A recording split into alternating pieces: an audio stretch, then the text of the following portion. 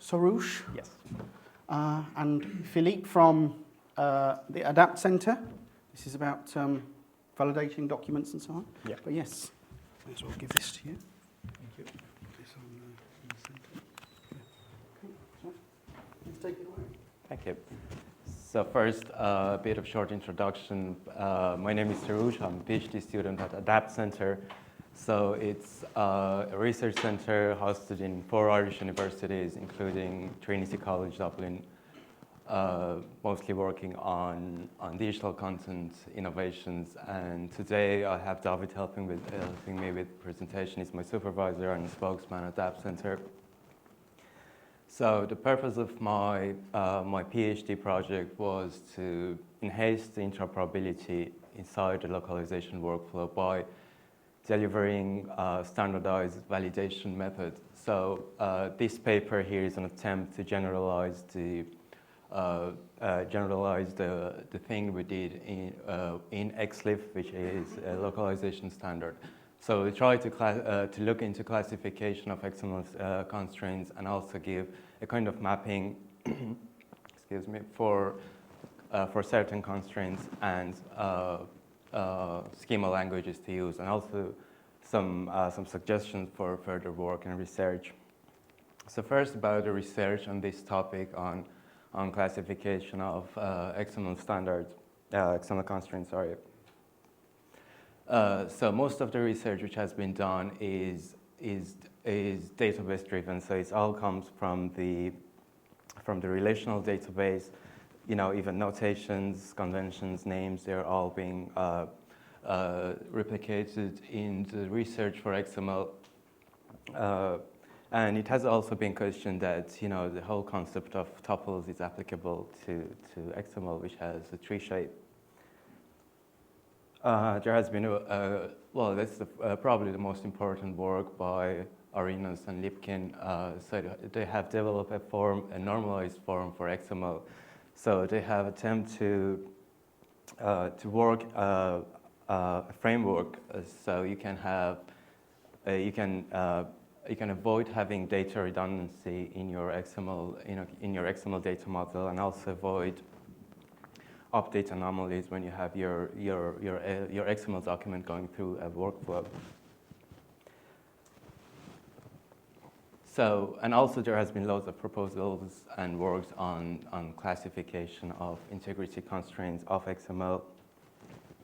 And in this topic, this topic is not only interest of theory or academia, it's also interest of the industry and developers and designers of different XML vocabularies. So we look into the most common classification of XML constraint. The first one, the very first one, would be structural relations. It's the main point of XML to introduce the relation of nodes among each other. And yeah, it has been always around, introduced by DTD and continued by all other schema languages. The next one would be the value of nodes, the data types that a node is allowed to take. The next one would be keys and foreign keys. These terminologies also again from databases. They were introduced by DTDs by the concept of ID and IDREF. However, the research has been gone further, and so implementation has different implementations have done only partial coverage of the whole idea of keys and foreign keys. And at the end, there are functional dependencies, like very different dependencies and functions that you can define on different XML nodes.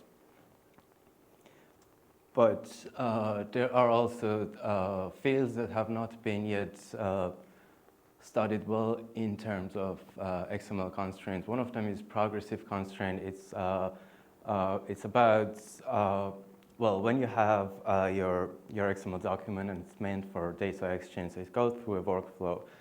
What has been done is called, in literature, is referred to as incremental validation. So when you have a node, when you have an agent does some modification to the XML document, and then you run the validation against the modified file, but it's not the same because for progressive constraints and for dynamic validation, you would have different set of constraints and rules.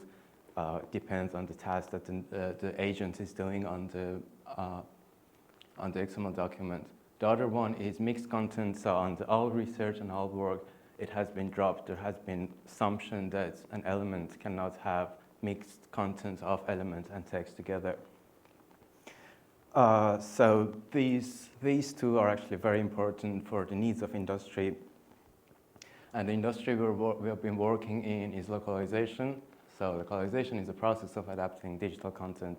So it's not only about translation, it's about adapting your content. You might need to have different representations for dates, for currencies, meeting local regulations and so on.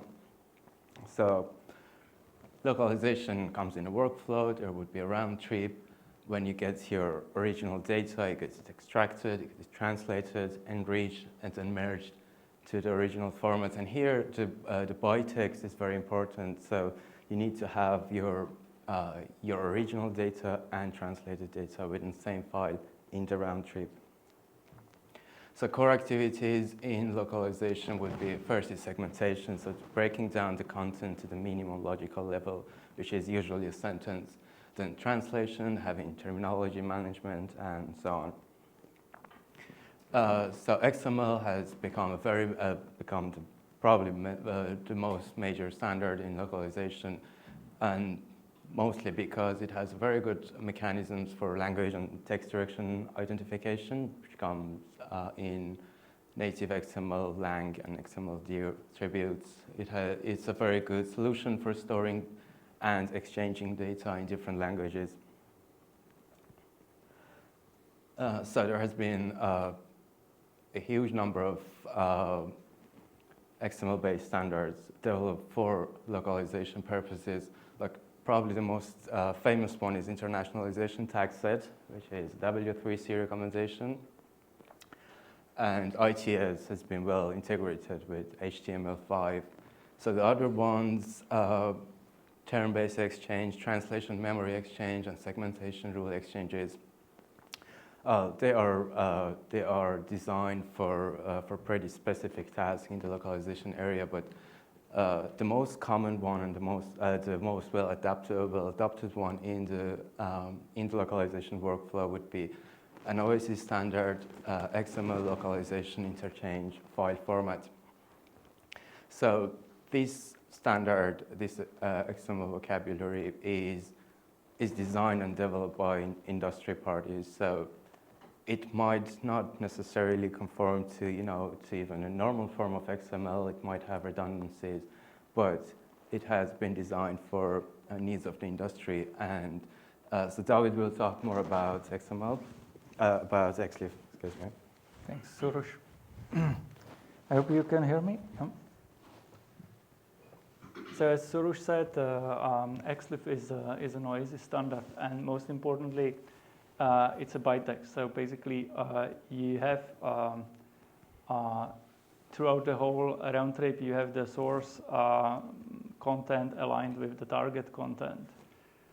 It's a relatively simple structure, but it's metadata rich. So it is designed to drive the whole localization workflow as described by Soroush.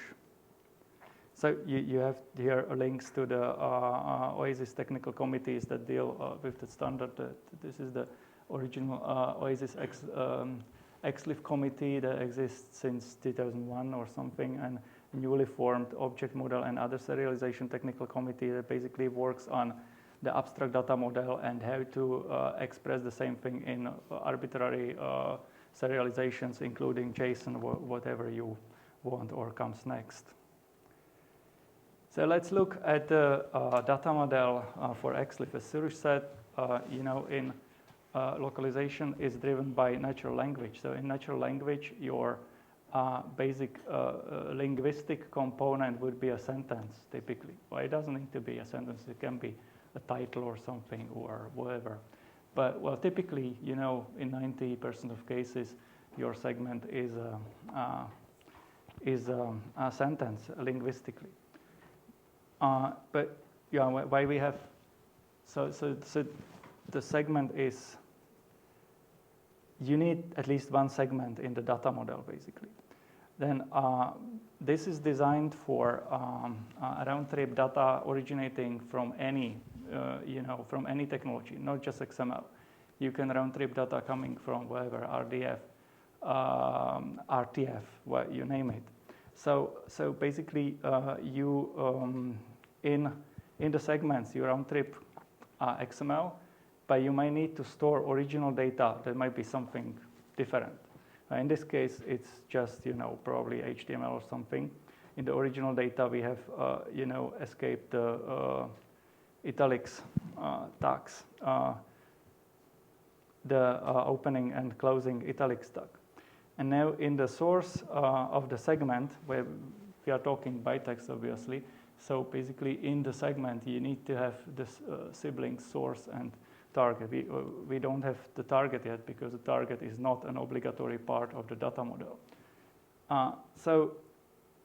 This source contains a simple, well, it's not really a sentence, it's just a nominal phrase, a simple introduction to XLIF 2.0, a localization standard. And just to show you something, that there is a PC tag, which basically is a pair tag that is used to mask any pair notation from the original data in the localization round trip to protect it from the human agents, if you will. So any number of segments are linguistic units, but it might happen that more linguistic units make up together one logical unit.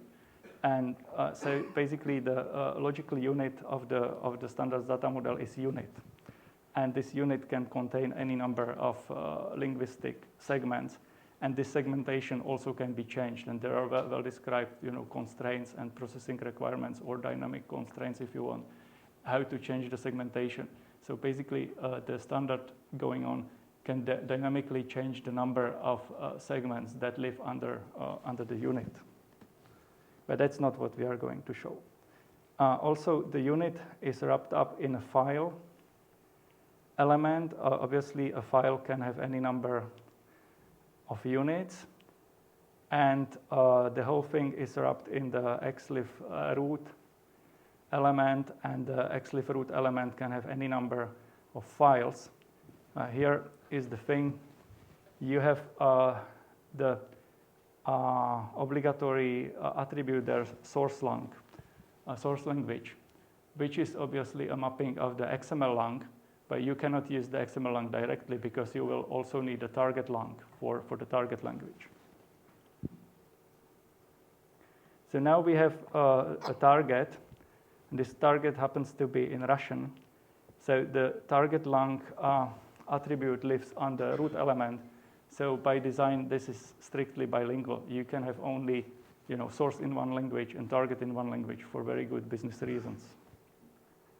So now we have the target, which is translation of the source segment in Russian. Простое введение XLIF 2 стандарт для локализации. Wait, was in pura Russian. Now that we have the target, the attribute target language has become compulsory. That's a dynamic constraint as explained before by Soroush. The target language attribute wasn't obligatory until the target appeared. So now let's talk a bit about the keys or IDs, how the referencing is handled in XLIF.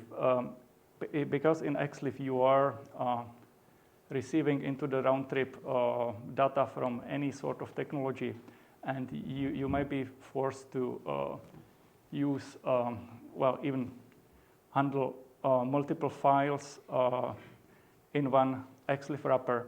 We are actually not using the usual XML ID mechanisms. So the IDs in XLIF are actually NM tokens with uniqueness scopes defined inside the standard. So basically, this file has an ID F1, and this has to be unique within the XLIF root. So this uniqueness constraint of this ID is the XLIF root. The uniqueness scope of the unit ID is within the file, and the file doesn't have to be parent. It can be through a recursive structure of groups, but we are not showing that now. Then anything within a unit basically has a uniqueness scope of the unit, because the unit is the logical unit of the data model. Now, anything inline has to be, again, unique within a unit. But then we have targets. And these targets basically, by design, duplicate the IDs of the source to make the correspondence clear. And it's also easier on the industry editors. So now, basically, as I said, the IDs are NM tokens. So basically, there are attributes on that can reference this. So in this case, there is on the pair tag dataref start and dataref end, and these point to the original data that is stored in the original data section for the whole unit. So because XLIF does not use the usual fragment identification mechanism of XML, it has to define its own fragment identification mechanism that's part of its media type definition. So basically, there is a fragment identification section in the standard. Basically, there are prefixes and ways how to address anything in the file. So these are some examples of the fragment identification in XLIF. So here, how you point to the D1 data element, you basically need to address it through the unit and file because the NM token is only unique within the unit, not globally. For the same goes for the inline elements. You need to identify the unit and file to identify the inline element.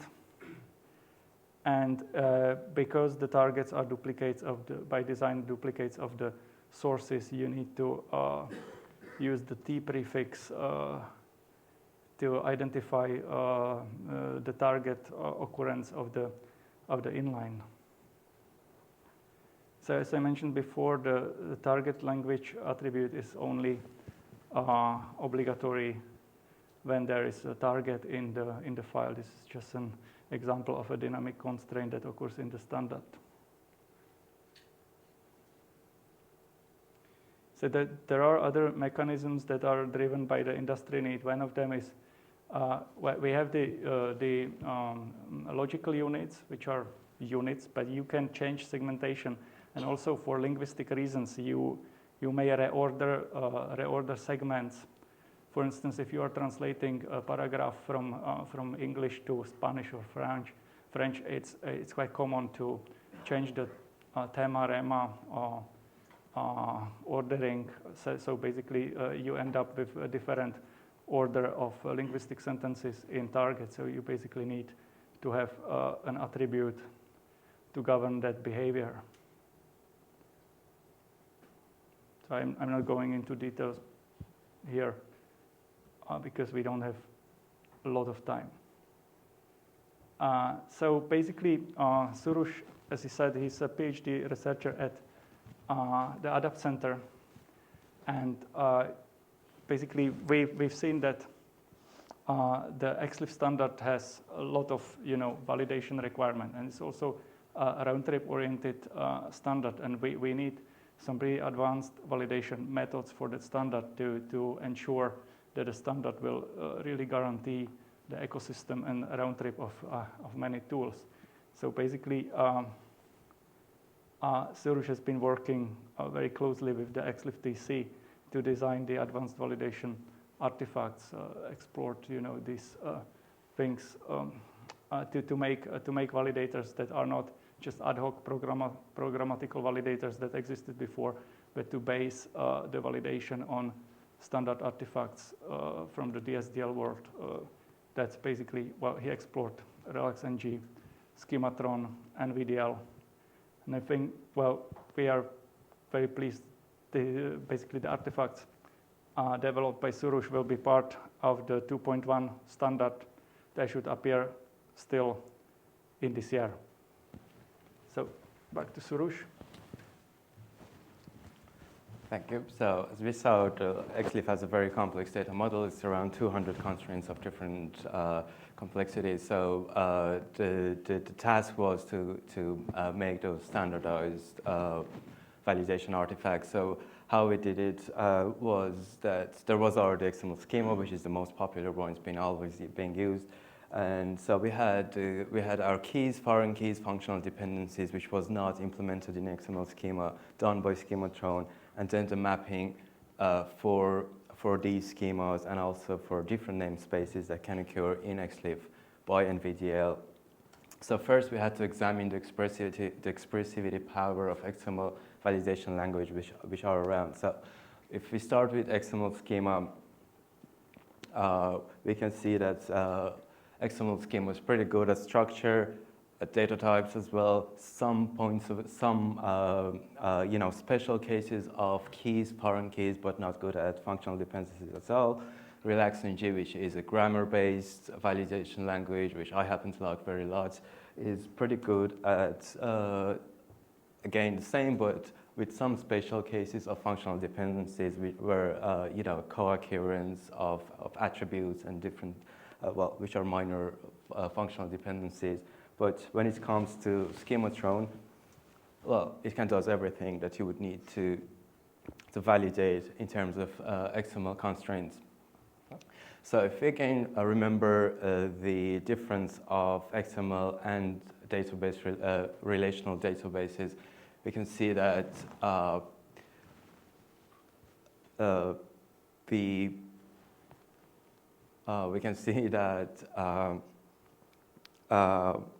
defining and applying a functional dependency is a matter of navigating through the XML tree. So how complex you can define the path through the node that you need to define, and also to define the path to the node that you need to apply the functional dependency to.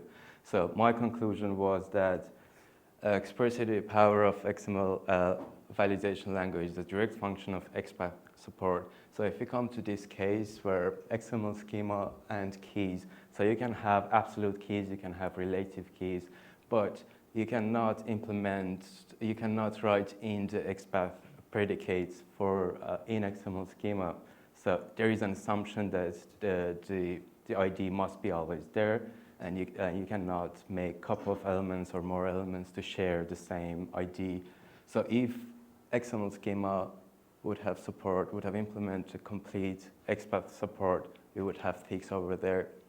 Okay, so now we come to see the best practice for using standardized method for XML validation. So we have seen that we would require different tasks of different characters, and then we know that each schema language is meant for a certain set of tasks, and we also know that Schematron can do everything, but you cannot. You probably don't want to hammer a screw.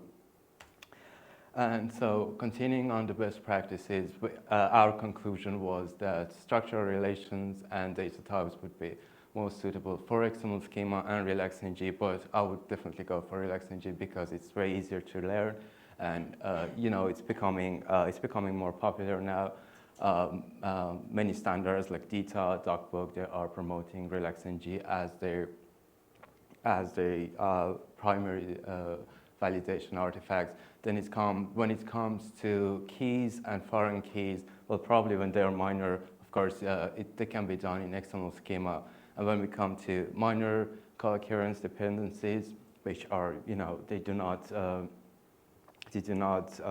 cause a huge redundancy of repeating the same grammar for different attribute types, for example. And then other dependencies, other functional dependencies can be handled by schematron.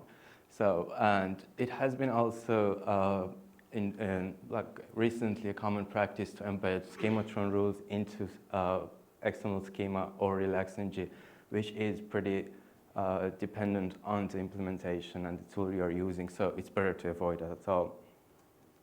So, and just a couple of notes on schematron. So we know that schematron is very powerful. You can navigate through all your schema or your XML tree. So the same constraint can be done in different ways. So that is the notation we came up with. So if we analyze every functional dependency, we're going to see that there is always a subject, which is a node, and its variations. So it can be its present value would affect an object, which would be another node.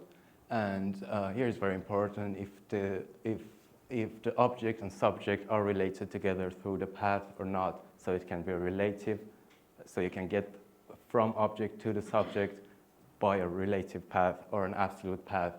And then, of course, valid scenarios of the object. So you can see those in parentheses. There are the schematron notations being used, context and test attributes of schematron. So if you just take a look at the text of the inside the XML, inside the XLib specification. So it says that value of ID for all these elements must be unique within the element. So it can be done in many different ways.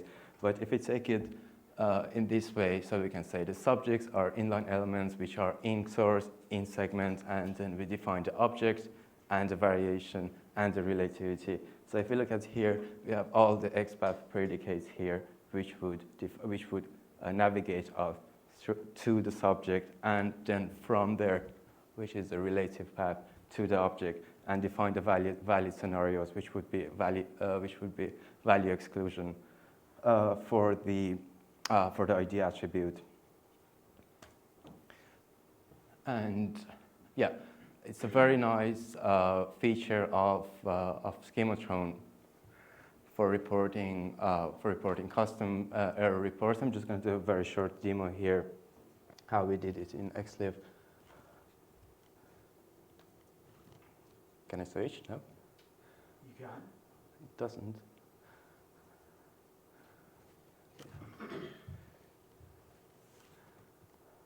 Yeah, so it's an Oxygen XML editor. We have an invalid file here. So if you see the data, two data elements are having the same ID. Okay, so if I run the validation by the schematron, okay, I'm going to get this error. Okay, so the first part, this one is a very useful one, so it will give you a link to the specification, which is very handy. And then this part text is, well, I typed it myself, and the last one is the diagnostic feature of schematron. So I set it that it will give you a code of the error. I'm just going to remove the highlight. Yeah. So I said it's around 200 constraints, so we have a code for every constraint. So it's a K5, which is the ID duplication over there, and then it gives you a fragment identification to the node where the error occurred. So it can also, help to improve and automate the process of validation and fixing errors. So, but still, if you want to use them, there will be some limitations that we're going to talk about, DSDL challenges. So the project DSDL framework was initialized a long time ago. It has pretty much everything that you would need to validate XML vocabularies, but it has been left abandoned. Even their website is not on now. And then if you read the schematron specification, there are many attributes, there are many features that has been left optional. So implementators are not required to, to make use of all these useful features that I just showed. And there is also a lack of research and literature produced in this team. And so the last one, I'm going to say, so for future work, some suggestions. So if we develop similar artifacts for other standards, so then we can have a bigger database of artifacts developed in DSDL, so we can come up with a more generalized framework. And also the last one, which is not in the paper, unfortunately, because it's not mature enough yet. So when you validate a file in most which are, when you have an invalid file, right, and then you get a whole bunch of errors, right? So in most cases, only the first error is going to cause, have caused all the coming up errors. So if we get a mechanism to define the corrupt subtree which was affected by the violated constraint, okay, and we cross out that subtree, so we would not have, redundant error reports, and it would be way easier to fix the errors that came up. And that's it. Thank you.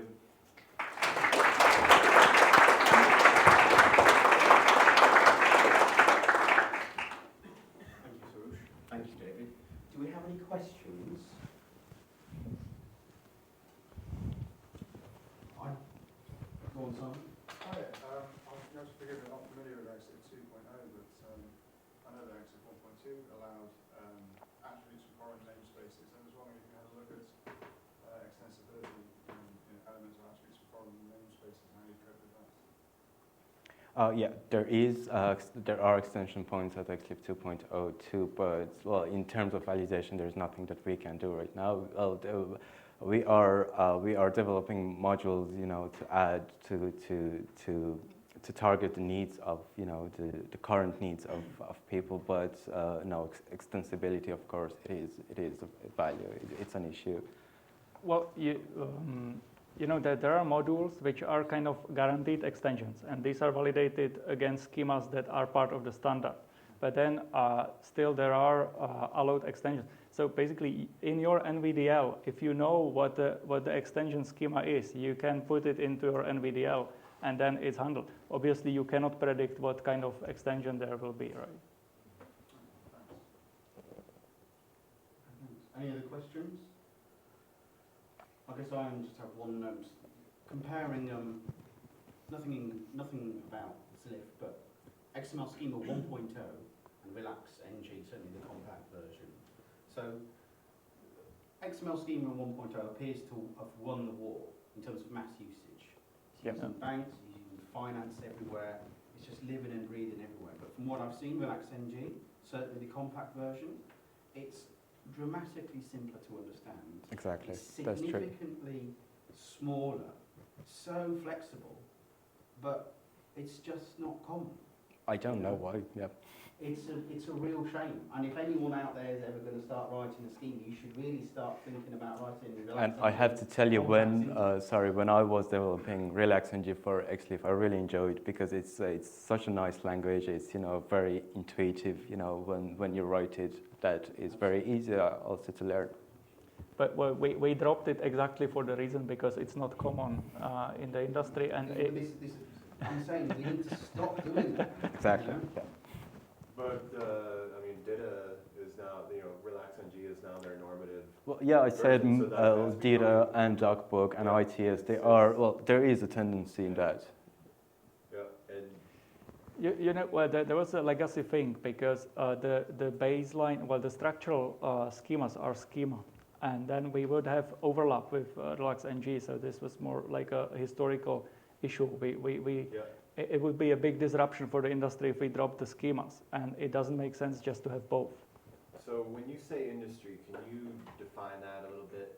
Because data is used? I by mean, something like 80%? like localization industry. You mean like you know the people who are handling the round trip, Okay. not the native formats. You know, like we can obviously we can extract from data, we can extract from dogbook, but that's a different issue. You know, like it becomes because these things aren't bytext. XLIF is bytext, so basically in the so when I'm talking industry, I am talking the service industry, not the owner industry.